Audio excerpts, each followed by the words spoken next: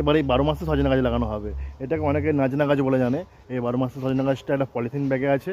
এই পলিথিন ব্যাগটা কাটার জন্য আমি ব্লেড নিয়ে নিয়েছি। এবার আমি গাছটা লাগানো হবে। এই দেখো এখানে মাটি রেডি হয়ে গেছে। এবার আমি এর মধ্যে গাছটা লাগানো হবে।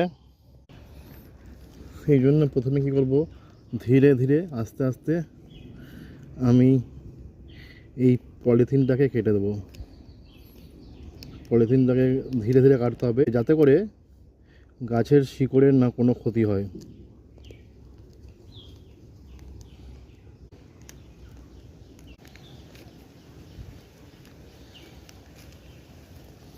এই দেখো এখানে শিকড় ভর্তি আছে।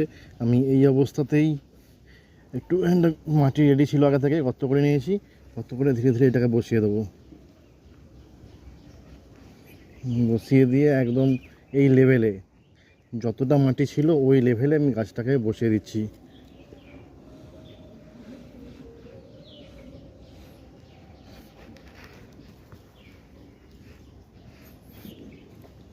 দেখতে পাচ্ছ এই পর্যন্ত মাটি লেভেল ছিল, আমি এই পর্যন্তই মাটি দিচ্ছি, এর থেকে বেশি মাটি দেবো না। এর মাটি দিয়ে একটু এটাকে চেপে দেবো।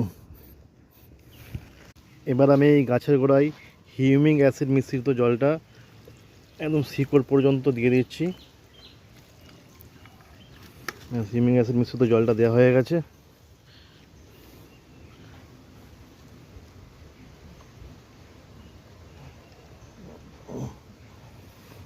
তো বন্ধুরা, এরকম ভিডিও দেখতে গেলে পেজটি অবশ্যই ফলো করো, ভালো লাগলে লাইক এবং শেয়ার অবশ্যই করো। দেখা হচ্ছে তোমাদের সঙ্গে আবার পরবর্তী ভিডিওতে।